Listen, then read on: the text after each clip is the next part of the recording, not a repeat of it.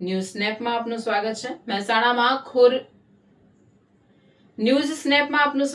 મહેસાણામાં ખેરવામાં થયેલ લૂંટ મામલે ચોંકાવનારો ખુલાસો થયો. સોમવારના દિવસે રમેશ પટેલ નામના વ્યક્તિએ હાથમાં છરો મારી આંખમાં મરચું નાખી લૂંટ થઈ હોવાની કરી હતી જાહેરાત. પુત્રવધૂના વેચી દેવાયેલ દાગીનાનો જવાબ ન આપવો પડે તે માટે લૂંટનું તરકટ રચ્યું. પુત્ર અને પુત્રવધૂને કેનેડા મોકલ્યા બાદ 50 લાખનું દેવું થઈ જતા અને પુત્રવધૂના દાગીના વેચી દેવા પડ્યા બાદ લૂંટનું તરકટ રચ્યું હતું. રમેશભાઈ પટેલે પોતાની જાતે જ હાથમાં મારી હતી છરી. સમગ્ર ઘટનાના સીસીટીવી સામે આવતા ભાંડો ફૂટ્યો. રિપોર્ટર કનકસિંહ રાજપૂત, મહેસાણા. છરી મારી એવું પોલીસનું કહેવું છે. આવું કેમ કરવું પડ્યું તમારે? આમાં સુધી મારી દીકરો જેની બહુ છે એના દાગીના આજથી લગભગ 4 વર્ષ પહેલાં મેં વેચી નાખેલા અને હવે કેનેડાથી હમણાં 2-3 મહિનામાં આવવાની છે. હવે અહીંયા આવે અને માગે તો હું શું કહું, કઈ મોઢે બતાવું? મારાથી મોટી ભૂલ થઈ ગઈ. એને પૂછ્યા વગર મેં દાગીના બિચારી વેચી નાખ્યા અને હવે આવે તો હું કઈ રીતે એને બતાવું? એટલે મારા પાસે બીજો કોઈ ઉપાય જ નહોતો. એમ નહીં, પણ આપનો જીવ પણ જઈ શકતો હતો. મારો જીવ એમ સાહેબ કે થોડુંક એમ મને થોડીક મારીશ લોહી નીકળશે, પણ આનું થોડીક વધારે વાગી ગઈ.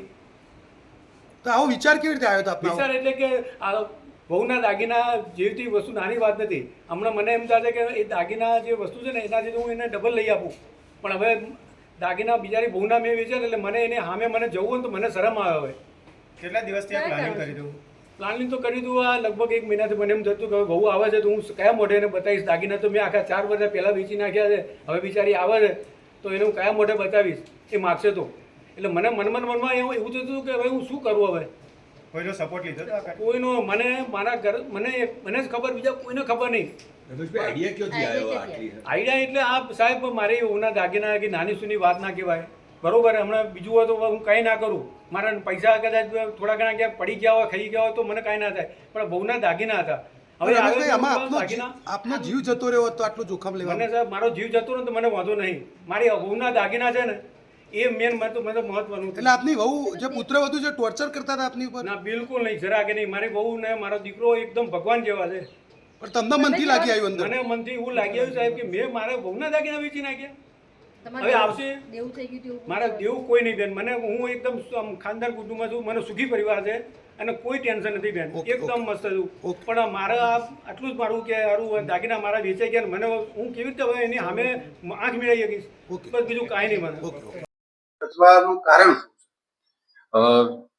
મહેસાણાના તાલુકા પોલીસ સ્ટેશન વિસ્તારમાં આવતા ખેરવા ગામમાં તારીખ 13/7ના રોજ એક બનાવ બનેલો હતો, જેમાં રમેશભાઈ પટેલ નામના વ્યક્તિએ પોતે મહેસાણા ક્રેડિટ સોસાયટી એમના જે ગામની અંદર જે ઓફિસ છે એની અંદરથી પોતે લોકરમાંથી દાગીના અને રોકડ રકમ લઈ અને બહાર નીકળતા તેઓને રસ્તાની અંદર રોકી અને 2 અજાણ્યા ઈસમોએ બાઇક ઉપર આવી અને તેઓને હાથના ભાગે છરી મારી અને આંખમાં મરચું ભભરાવી તેમની પાસેથી આ દાગીના અને રોકડ લૂંટીને લઈ ગયેલા હોવાની પોલીસ સમક્ષ પોતાની રજૂઆત આપેલી હતી. જે બાબતે પોલીસે જેના રેલેવન્ટ સેક્શન્સ છે એના હેઠળ ગુનો દાખલ કરેલો હતો અને અમારી જિલ્લા એલસીબીની ટીમ અને મહેસાણા તાલુકા પોલીસ સ્ટેશનની ટીમ પોતે પીઆઈની અધ્યક્ષતાની અંદર અનેક એંગલ ઉપર આની અંદર તપાસ કરી રહેલી હતી, જેમાં સૌથી પહેલા સીસીટીવી ફૂટેજીસની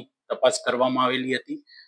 રસ્તાની અંદર ગામની અંદર આવવાના અને જવાના જેટલા પણ રસ્તા છે ત્યાં જે રૂબરૂ નજરે જોનાર સાક્ષીઓ વિશે પણ પોલીસે તપાસ કરેલી હતી અને સઘન ઊંડાણપૂર્વકની તપાસ બાદ જે હકીકત ધ્યાન પર આવી તેમાં એવું જાણવા મળેલું હતું કે આ રમેશભાઈ પટેલે પોતે જ પોતાના હાથ ઉપર ચપ્પુ મારી અને પોતાના ઘરમાં જે ઉપયોગમાં લેવાતું મરચું હતું તે પોતાની સાથે લઈ ગયેલા હતા અને એક જગ્યાએ ઊભા રહી અને આંખમાં મરચું ભભરાવી અને આજુબાજુથી લોકોને ભેગા કરી અને સાક્ષીઓ ઉપજાવી કાઢવાનું જે ખોટો બનાવ છે તેને પોલીસને એક સાચું વર્ઝન લાગે તેવી રીતે આખું એક તરકટ રચી અને આ આખો બનાવ ઉપજાવી કાઢેલો હતો.